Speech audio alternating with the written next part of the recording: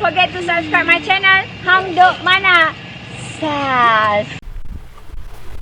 Assalamualaikum, selamat datang lagi ke channel Hang Duk Mana. Mari kita dengar ucapan Datuk Long Mak Adam ketika berucap di UMNO Lumut. Betul, saya baca detail sedikit dekat Malaysia Kini ni. Muhyiddin, Perjuangan Bersatu Pertahanan Hak Melayu Islam di label 3R. Mari kita dengar ucapan Datuk Long Mak Adam tentang Muhyiddin di akhir talk komen macam biasa.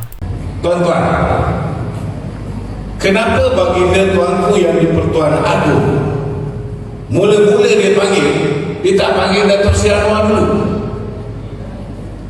Kenapa baginda tuanku yang di-Pertuan Agong dia panggil Tan Sri Mahyudin dulu datang menghadap? Sebab apa tuan-tuan?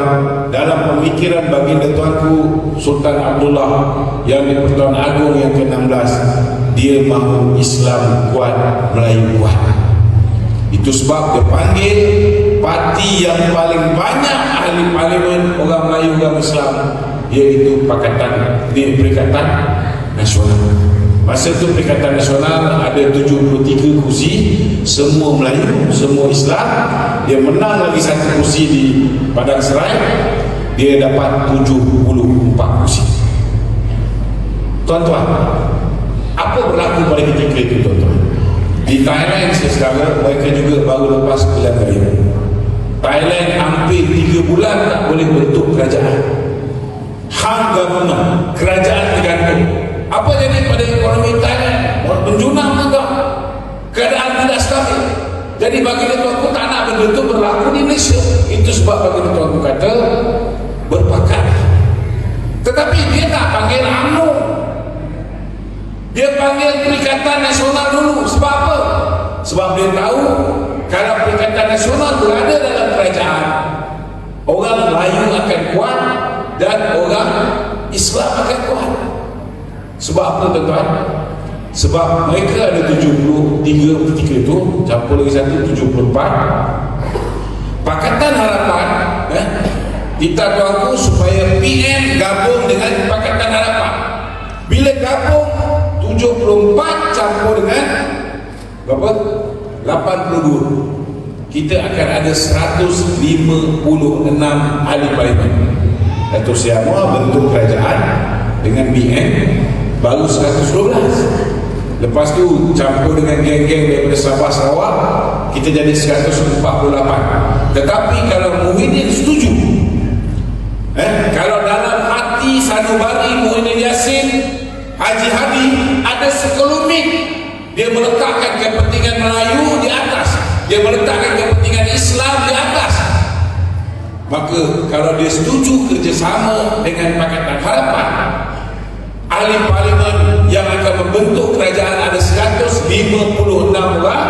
Daripada 156 orang ini tuan-tuan, 103 orang Melayu Islam, dan yang bukan Islam hanya ada 53 orang. Kuat tak kuat Melayu tuan-tuan? 103 berbanding dengan 53, maknanya 2/3 ahli parlimen dalam kerajaan adalah Melayu Islam. Kuat tak kuat Melayu tuan-tuan? Kuat. Tapi dalam hati Muhyiddin, hati Haji Hadi, tak ada Islam ni tuan-tuan. Dia tidak ada kepentingan meletakkan Islam dalam otak dia. Nak jadi Perdana Menteri, nak jadi Perdana Menteri, itu je. Setuju tak tuan-tuan? Tuan-tuan, kalau otak dia ni rasional, daripada aku jadi kluster mahkamah, lebih baik aku jadi di mana Perdana Menteri. Betul tak? Tapi sejarah ini semua kuasa Allah Ta'ala. Tiba-tiba pagi, tuan-tuan, Allah Ta'ala cabut kebijaksanaan daripada Muhyiddin Yassin dan Haji Hadi, sehingga kan dia tak boleh bezakan. Dia ada 73 kursi, Anwar ada 82 kursi. Siapa lagi banyak? 73 dengan 82. Yang mana lagi banyak pun Muhyiddin tak boleh buat pertimbangan. Dia tetap tak jadi Perdana Menteri, padahal Anwar ada 82. Ini Allah Ta'ala ambil kerja dia. Dan bila Muhyiddin tolak sesaat, akhirnya tuanku pun menitahkan supaya Datuk Seri Zahid menghadap. dan dia tetapkan supaya BN kerjasama dengan PH. Walaupun Datuk Seri Zahid sign setuju, Datuk Seri Zahid beritahu apa pun tuanku patut kena balik berjumpa dengan ahli Parlimen Barisan Nasional untuk mendapatkan persetujuan, dan Alhamdulillah lepas itu beliau telah mendapat persetujuan daripada ahli Parlimen. Tuan-tuan, akhirnya kerajaan yang dibentuk mula-mula 112 orang, 30 campur dengan 82, ngam-ngam 112, cukup untuk Anwar angkat sumpah. Lepas Anwar angkat sumpah sebagai Perdana Menteri, kawan-kawan kita GPS, GRS yang lain-lain termasuklah muda pergi kawal, mereka pun akhirnya bersama dengan kita ada 148. Tetapi tuan-tuan, 148 ini lebih kurang separuh Melayu Islam, separuh lagi bukan Islam, lebih sikit dia yang Islam.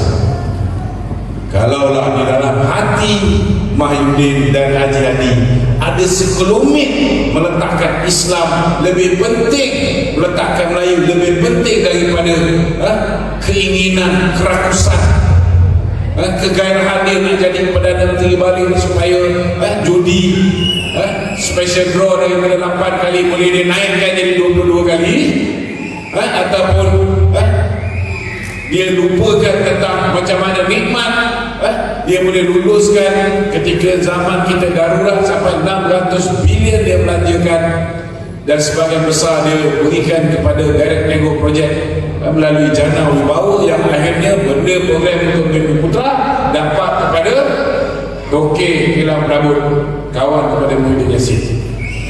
Kalau dia tak fikir tentang nikmat jadi Perdana Menteri ni tuan-tuan, saudara, Islam dan Melayu sangat kuat di dalam kerajaan hari ini. Jadi itu sebabnya saudara, kalau hari ini pas cerita yang dia nak perjuangkan Islam, dia cerita dia lebih Melayu daripada kita UMNO, kita jawab dengan dia porah. Sebab ini bukti yang paling jelas mereka tak pernah meletakkan Islam nombor satu, Melayu nombor satu. Tak ada. Kalau dia letak Islam Melayu nombor satu, dia setuju kerjasama dengan Pakatan Harapan dan Melayu akan cukup kuat 2/3 daripada kerajaan yang memerintah. Ini pertama. Okay? Bila kita UMNO nak buat pusat, kita juga tengok track record. Track recordnya, kita dah pernah kerjasama dengan PN, tapi kita belum pernah kerjasama dengan PH. Betul tak tuan-tuan? Kita lawan PH. Berapa lama kita lawan PH? Bila kita bandingkan dua, pertama kita tak ada pilihan tuan-tuan, kita tinggal 30 kursi. Boleh kita perintah secara bersendirian? Tak boleh. Jadi kita kena pilih nak bersama Muhyiddin atau bersama dengan Anwar. Bila dua orang tokoh ni kita nilai, pertama sekali tuan-tuan, kita kenal siapa Muhyiddin, kita kenal siapa Anwar. Dua-dua bekas timbalan Presiden UMNO. Betul tak? Dua-dua bekas timbalan Presiden UMNO. Cuma bezanya, satu pernah jadi haiwan mangsa, satu lagi pernah jadi mangsa macam kita. Kita ni mangsa ke tak mangsa tuan-tuan? Kita ni baik Presiden kita Datuk Zahid jadi mangsa, begitu juga dengan Datuk Seri Najib hari ini pun jadi mangsa kepada Tuan Dr. Mahathir, kepada Muhyiddin Yassin, dan Anwar juga adalah mangsa kepada Mahathir juga. Betul tak tuan-tuan? Siapa pemangsa kita tuan? Haiwan pemangsa ni selain daripada Mahathir ialah Muhyiddin Yassin, Menteri Dalam Negeri ketika kita punya bekas-bekas presiden dan presiden kita dianiaya. Tuan-tuan, saya nak beritahu saudara, Muhyiddin bila diangkat menjadi Perdana Menteri, dia ada 114 sokongan saja. Kalau tanpa sokongan daripada Datuk Seri Zahid, tanpa sokongan daripada Datuk Seri Najib Tun Razak, boleh tak dia jadi Perdana Menteri? Tak boleh. Mula-mula tu tuan-tuan, bukan main lagi. Datuk Seri Najib cadangkan macam-macam, semua dia terima. Betul tak? Datuk Seri Najib suruh bagi allowance setiap bulan ketika musim Covid, dia ikut. Datuk Seri Najib suruh benarkan rakyat keluarkan duit KWSP, dia ikut. Tapi bila orang panggil dia abah, dia dah mula besar kepala. Tu yang last sekali jadi abah kau. Dia mulalah nak penjarakan Datuk Seri Najib dan Datuk Seri Zahid. Datuk Seri Najib berjaya dipenjarakan, tapi Datuk Seri Zahid nasib baik, tuan-tuan. Nasib baik. Hakim Mahkamah Ali Shah Alam tu pun lepaskan dia, dan lepas tu dalam kes yang kedua pun alhamdulillah dia telah pun dilepaskan. Saya nak beritahu tuan-tuan, kedua-dua insan ini saudara sudah terbukti mereka ini berhadapan dengan political persecution ataupun pendakwaan bermotifkan politik. Apa bukti dia? Bila dokumen yang dihantar oleh seorang DPP bernama Akram Garib, dia beritahu ada 7 orang DPP dan 5 orang pegawai penyiasat mengesahkan bahawa kes Datuk Zahid ini tidak ada kes untuk didakwa. Sama juga dokumen terhadap Datuk Seri Najib, DPP mengatakan bahawa 5 orang DPP, 7 orang penyiasat mengesahkan bahawa tak ada sebab nak dakwa Datuk Seri Najib Tun Razak. Tetapi tuan-tuan, akhirnya Datuk Seri Zahid, Datuk Seri Najib telah didakwa juga atas arahan daripada Tun Dr. Mahathir. Siapa cakap ni tuan-tuan? Bukan saya. Yang cakap ini bekas peguam negara. Yang cakap ini Tommy Thomas. Tommy Thomas dalam buku dia Justice in Wilderness, dia kata dia telah mendapat arahan dari pihak eksekutif Mahathir, tuan-tuan, supaya meneruskan pendakwaan bermotifkan politik. Dia sendiri tulis. Dan buku ni telah disiasat oleh pasukan petugas khas, dan pasukan petugas khas mengatakan bahawa Tommy Thomas dah melanggar 17 kesalahan. Boleh didakwa di bawah Akta Suruhanjaya Pencegahan Rasuah, boleh didakwa di bawah Akta Hasutan, macam-macam pendakwaan boleh diteruskan, tapi sehingga ini tidak didakwa lagi, tuan-tuan.